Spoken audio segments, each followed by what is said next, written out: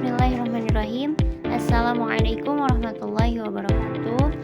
Perkenalkan, nama saya Ismi Nurbaiti Jannah, semester 5, Prodi Ilmu Al-Quran dan Tafsir, Fakultas Usmuluddin dan Studi Agama, Universitas Islam Darussalam Ciamis. Pada kesempatan kali ini saya akan mempresentasikan hasil daripada jurnal makalah yang telah saya susun terkait studi kitab tafsir Al-Jawahir fi Tafsir Al-Quran Al-Karim karya Tantowi Jauhari. Nah, pada studi terhadap kitab tafsir Al-Jawahir ini, saya berfokus pada menelaah dan mengeksplor metode tafsir yang diterapkan oleh Tantowi Jauhari, yang mana beliau mengintegrasikan ilmu pengetahuan modern dengan kajian ayat-ayat Al-Quran, sehingga melalui karya tafsirnya ini, Al-Quran dipandang sangat relevan dan selaras dengan perkembangan ilmu pengetahuan. Dan melalui fokus kajian ini juga, saya berharap bahwa cakrawala wawasan serta sudut pandang teman-teman bisa bertambah luas,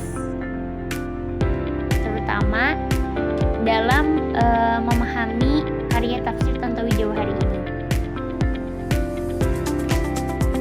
Oke, selanjutnya kita masuk kepada bagian biografi penulis dan potret kitab tafsir Al-Jawahir fi Tafsir Al-Quran Al-Karim ini. Mungkin teman-teman juga bisa melihat di sini saya sudah menuangkan biografi singkat atau ringkasan biografi terkait penulis kitab tafsir Al-Jawahir fi Tafsir Al-Quran Al-Karim ini. Pada paragraf pertama, teman-teman bisa lihat bahwa Syekh Tantowi ini memiliki nama lengkap Syekh Tantowi bin Jauhari Al-Misri yang dilahirkan pada tahun 1287 Hijriah atau 1862 Masehi di desa Iqwadillah yang mana terletak di bagian timur Mesir. Nah, Syekh Tantowi ini berasal dari keluarga sederhana yang dimana ayahnya bekerja sebagai seorang petani.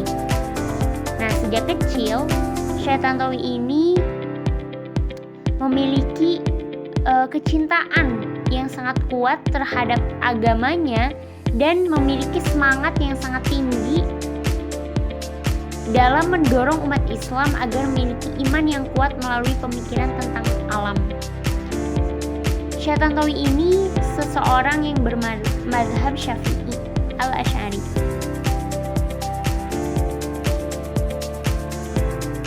Nah, Syekh Tantowi ini merupakan figur penyokong gerakan Ikhwanul Muslimin yang baru lahir pada waktu itu, sebelum dia ditunjuk sebagai pemimpin redaksi di Surat Kabarnya. Karya tafsir Al-Jawahir ini itu merupakan buah dari semangat keterbukaan beliau yang mana banyak berbicara tentang keajaiban makhluk Tuhan dalam kehidupan makhluk-makhluk kecil seperti serangga, semut, lebah, dan laba-laba. Nah, Syekh Tantowi Jauhari ini menjalani pendidikan di bawah bimbingan ayah dan juga pamannya, yaitu Syekh Muhammad Syalabi. Syekh Tantowi ini belajar di Madrasah Hukumiyah dan kemudian terdaftar di Al-Azhar, mendalami ilmu agama dan memfokuskan perhatiannya pada pendidikan bahasa Inggris, yang kemudian menjadi faktor penting dalam memperluas wawasan dan pengetahuan ilmiahnya. Ia menjadi seorang pengajar di Universitas Darul Ulum dan juga memberikan seminar di Jami'ah Al-Misriyah. Nah, selain mengajar, Syekh Tantowi ini aktif menulis, yang mana artikelnya ini sering dimuat di Harian Al-Liwa. Dan selain daripada itu, Syekh Tantowi ini juga sudah menulis lebih dari 30 judul buku, yang mana dikenal sebagai tokoh yang mengintegrasikan dua peradaban, yaitu agama dan perkembangan modern. Nah, mungkin untuk selanjutnya kita kita langsung saja masuk pada pembahasan potret kitab tafsir Al-Jawahir fi Tafsir Al-Quran Al-Karim karya Syekh Tantowi ini. Dimulai dari latar belakang, Syekh Tantowi ini menamai kitab tafsirnya dengan Al-Jawahir itu berangkat dari sebab ia memandang Al-Quran sebagai kumpulan ayat-ayat yang menggambarkan segala keajaiban dan keindahan alam semesta, yang mana ia menganalogikan dengan mutiara-mutiara atau yang kita sebut dengan Al-Jawahir yang bersinar gitu kan. Nah, dari muncul intan-intan yang berkilauan ini maksudnya itu Al-Quran berisi kumpulan ayat-ayat kauniyah sebagai mutiara gitu atau Al-Jawahir yang mengandung petunjuk ilmiah dan menggali berbagai ilmu pengetahuan, atau yang dianalogikan ini sebagai intan gitu kan yang bersinar. Nah, pandangan ini dapat dipahami dalam rumusan singkat yang tercantum dalam judul kecil tafsirnya, Al-Mustamil ala Ajaib Bada'i Al-Mukawwanat wa Gharaib Al-Ayat Al-Bahir. Nah, isi daripada tafsir Al-Jawahir ini itu memuat 25 juz dan dilengkapi dengan lampiran, sehingga total secara keseluruhan itu mencapai 26 juz dalam 13 jilid. Nah, pertama kali dicetak itu oleh Muassasah Mustafa Al-Babi Al-Halabi pada tahun 1350 Hijriah atau 1929 Masehi dengan ukuran 30 cm. Nah, pada awalnya tafsir ini ditulis saat Tantowi mengajar di sekolah Dar Al-Ul untuk disampaikan kepada murid-muridnya. Sementara sebagian lainnya ditulis dan dipublikasikan di majalah Al-Maraji Al-Abbasiyah.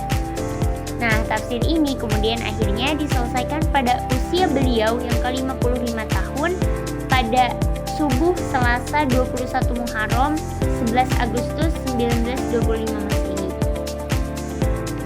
Nah, apa sih sebenarnya tujuan daripada Syekh Tantowi ini menulis tafsir ini itu gitu kan?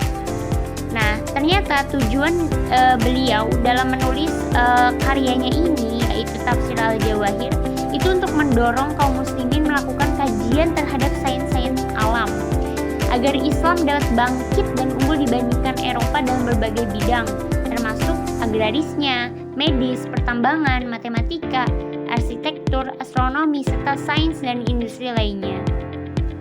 Syekh Tantowi ini juga berpendapat bahwa sebenarnya tidak mengherankan gitu kan jika Islam mengalami kemunduran di tengah kemajuan yang diraih oleh Barat. Karena apa? Karena selama ini pengkajian Al-Quran hanya ditekankan dari sudut fikih, bukan melalui pendekatan modern dan ilmiah. Menurut Syekh Tantowi, mukjizat ilmiah Al-Quran ini sebenarnya akan terus terungkap dengan seiring perkembangan ilmu pengetahuan dan munculnya penemuan-penemuan baru. Beliau berpendapat bahwa sebenarnya masih banyak rahasia ilmiah dalam Al-Quran yang belum terungkap dan belum dapat dijelaskan. Nah, oleh karena itu dengan beliau berdoa kepada Allah memohon agar diberi petunjuk untuk menafsirkan Al-Quran berdasarkan ilmu pengetahuan modern. Beliau akhirnya menggabungkan pendapat para ulama dari timur dan barat dalam menyusun atau menginterpretasikan Al-Quran gitu kan. Karena Syekh Tantowi ini memiliki cita-cita yang sangat tinggi gitu kan dalam menyusun kitab tafsir ini, yang mana ungkapan cita-citanya ini pernah dibicarakan oleh Hasan Al-Banna dan Toha Hussein yang merupakan murid-muridnya di universitas. Baik, kita masuk kepada pembahasan metodologi kitab tafsir Al-Jawahir fi Tafsir Al-Quran Al-Karim. Nah, dalam menyusun kitab tafsirnya, Syekh Tantowi ini menggunakan metode tahlili, yang mana pendekatan penafsirannya itu bersifat ilmiah. Karya tafsirnya itu berbeda dari yang lain, karena sebagian besar tafsirnya sebagian besar tafsir yang berkembang pada masanya, pada masa Syekh Tantowi ini, itu lebih kebanyakan menekankan aspek kebahasaan seperti penjelasan kosakatanya, struktur bahasanya, dan gramatikanya, sehingga fokus pada analisis lafaz, sehingga fokus pada analisis lafaz gitu ya. Nah, sedangkan di sini Syekh Tantowi itu mengkritik pendekatan tersebut karena menurutnya itu lebih banyak menghasilkan penghafal daripada pemikir, serta menyebabkan kreativitas menjadi stagnan gitu kan, dan perkembangan ilmu pengetahuan terhambat. Nah, makanya di sini kemudian Syekh Tantowi mengembangkan penafsirannya itu lebih berfokus kepada analisis terhadap spirit atau pandangan dunia Al-Quran secara menyeluruh, terutama terkait dengan ilmu pengetahuan alam. Nah, penjelasan mengenai lafaz itu hanya diberikan secara singkat, yang mana Syekh Tantowi sebut sebagai tafsir lafzi gitu ya. Nah, teks-teks yang ia anggap berkaitan dengan sains diuraikan secara mendalam, disertai dengan pembahasan ilmiah dan juga teori-teori modern yang beliau ambil dari pemikiran para sarjana dari timur dan barat. Kenapa kemudian Syekh Tantowi melakukan hal ini? Nah, beliau melakukan hal ini itu untuk menunjukkan kepada masyarakat muslim maupun non-muslim bahwa Al-Quran itu bisa dan sangat relevan dengan perkembangan ilmu pengetahuan. Nah, penjelasannya ini sering dilengkapi dengan gambar tumbuhan, binatang, pemandangan alam, dan tabel-tabel penemuan ilmiah. Jadi, Syekh Tantowi ini selain daripada memfokuskan penafsirannya terhadap Al-Quran itu dengan memadupadankan antara ayat-ayat Al-Quran dengan teori-teori modern, beliau melengkapi penafsirannya ini dengan gambar-gambar ya, gambar-gambar seperti kayak tabel-tabel penemuan ilmiah gitu. Nah, dalam tafsir Al-Jawahir karya Tantowi ini juga beliau sering menggunakan riwayat-riwayat hadis untuk memperkuat dan mendukung penafsirannya. Nah, riwayat-riwayat tersebut itu banyak ditemukan di berbagai bagian dan halaman tafsirnya, baik itu dalam pembahasan mengenai teologi atau ketuhanan, hukum, akhlak, maupun dalam penafsiran yang bersifat ilmiah. Nah, selain itu Syekh Tantowi juga sesekali beliau menggunakan narasi Israiliyat yang mana beliau tempatkan dalam bagian khusus berjudul hikayat. Kalau di sini itu seperti kisah tentang Iskandar dan pertemuan orang buta dengan Nabi Ilyas. Nah, terkadang juga ia merujuk pada kitab Injil, terutama Injil Barnabas yang dianggap sebagai satu-satunya Injil yang belum mengalami perubahan dan penyimpangan. Oke, teman-teman, kita masuk kepada pembahasan contoh penafsiran pada kitab tafsir Al-Jawahir fi Tafsir Al-Quran Al-Karim. Baik teman-teman, pada pembahasan contoh penafsiran kitab tafsir Al-Jawahir fi Tafsir Al-Quran Al-Karim karya Syekh Tantowi Jauhari ini, saya akan mengambil salah satu contoh yang telah saya cantumkan di sini, yaitu contoh penafsiran Syekh Tantowi ini terkait proses turunnya hujan yang terdapat di dalam Al-Quran surah ke-24 ayat 43. Kalau teman-teman lihat di dalam Al-Quran surah ke-24 ini, yaitu surah An-Nur ayat 43. Di sini saya tidak mencantumkan ayatnya. Insyaallah saya akan membacakan secara langsung ayat Al-Qurannya ya. Teman-teman mungkin bisa sekalian menyimak juga pada Al-Qurannya. Bismillahirrahmanirrahim. Alam tara annallaha yuzji sahaban thumma yu'allifu bainahu thumma yaj'aluhu rukaman fataral wadqa yakhruju min khilali wa yunazzilu minas samaa'i min jibalin fiha min baradin fayusibu bihi man yasha wa yasrifuhu amman yasha yakadu sana barqihi yadhhabu bil absar. Yang mana artinya adalah, tidakkah engkau melihat bahwa Allah menjadikan awan bergerak perlahan, kemudian mengumpulkannya, lalu dia menjadikannya bertumpuk-tumpuk. Lalu engkau lihat hujan keluar dari celah-celahnya, dan dia juga menurunkan butiran-butiran es dari langit, yaitu dari gumpalan-gumpalan awan seperti gunung-gunung, maka ditimpakannya butiran-butiran es itu kepada siapa yang dia kehendaki dan dihindarkannya dari siapa yang dia kehendaki. Kilauan kilatnya hampir-hampir menghilangkan penglihatan.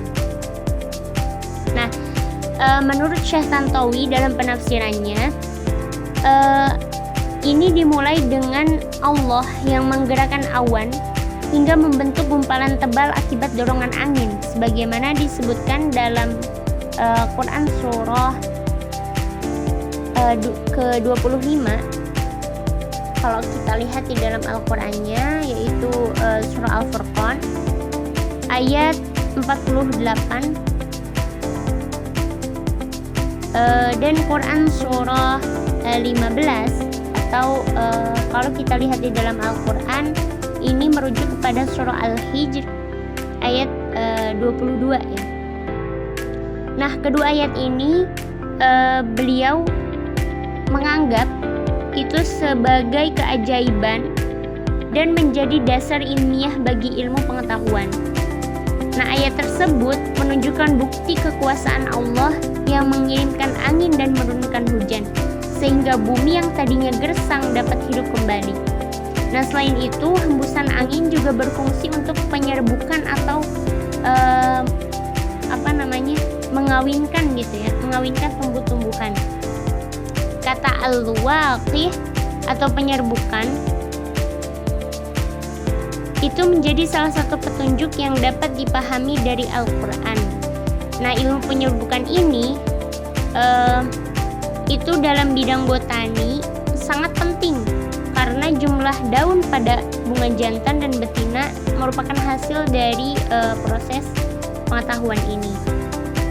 Nah, dari contoh penafsiran pada kitab tafsir Al-Jawahir fi Tafsir Al-Quran Al-Karim karya Syekh Tantawi Jauhari ini, kita bisa tahu sebagaimana tadi dikemukakan di awal bahwa memang tafsir Al-Jawahir ini merupakan salah satu tafsir saintifik gitu kan, karena memang banyak mengandung penafsiran-penafsiran yang bersifat ilmiah seperti yang telah saya contohkan tadi. Nah, untuk contoh-contoh lainnya mungkin nanti teman-teman bisa cocok logi ya gitu. Silakan teman-teman cek and recheck kembali gitu, apakah memang